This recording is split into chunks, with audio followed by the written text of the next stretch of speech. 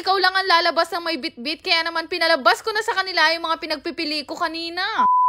For today's ganap nga, ay meron nga akong gustong ikwento sa inyo nung panahong inaya ko nga si Bebo dito sa Baliwag, Bulacan. Actually guys, kakagaling nga lang namin sa birthday ng mga panahon na to. Pero dahil meron akong gustong puntahan na shop dito sa Baliwag, sinamantala ko na habang bukas pa kahit medyo malakas ang ulan. Itong shop nga na to ay located dito sa Baliwag, Bulacan at ito ang Razzies Bag Store. Niwan ko na nga lang si Bebo sa sasakyan dahil ayaw na daw niyang pumasok. Sabi ko naman sa kanya, sandali lang ako. At may idea na ba kayo kung ano ang balak kong gawin ngayon? Naksyo. Dito na ako maghihiganti kay Bebo. Wala siyang kaalam-alam na itong shop na pinuntahan ko mga authentic bag shop.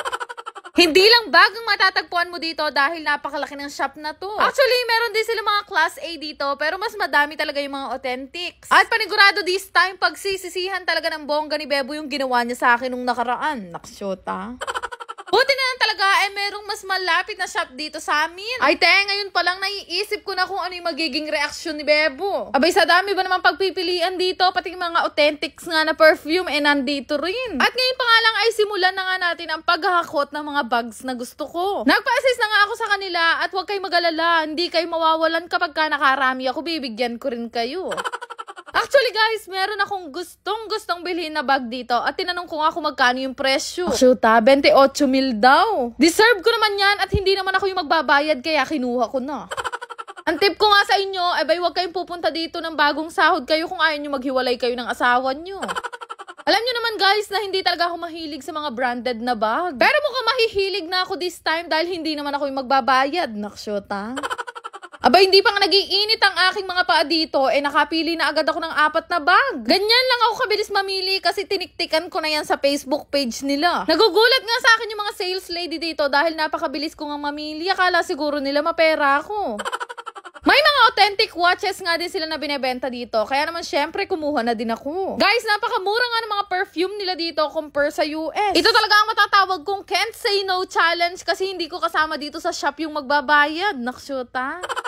Feeling ko naman ay nakumpleto ko na lahat ng gusto ko, kaya naman pinaayos ko na kila ate. Paulit-ulit pa nga nila akong tinatanong kung kukunin ko daw ba itong lahat. Akala siguro nila may sugar daddy ako.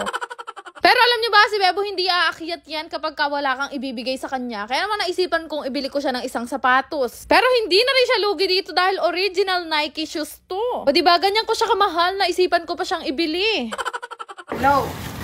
Akyat ka dito, may bibigay ako sa'yo sapatos. Salubuhin kita doon sa baba. Tuwang-tuwa nga siya nung nalaman niya meron akong biniling sapatos sa kanya. Kabilis niya nakakiyat, partida, may rayuma pa yan.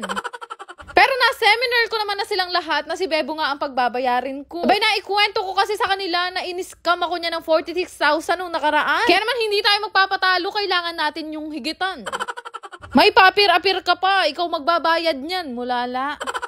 No, mga time nga na yan, ini-explain niya pa sa akin na yan daw yung sineshared post niya. Pero syempre dahil sabi ko nga sa kanya ako magbabayad niyan, gagamitin ko ang pambayad yung ATM card ko. Nung mabayaran ko na nga, ay kinuha niya na nga yung kahon at akala niya uuwi na kami. Hindi naman pwedeng ikaw lang ang lalabas ng may bitbit, kaya naman pinalabas ko na sa kanila yung mga pinagpipili ko kanina.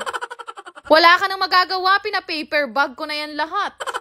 Abay, natulala na nga lang siya sa mga nakita niya. Ganyan talaga ang buhay, parang gulong, hindi pwedeng ikaw ang laging nasa taas. Charis.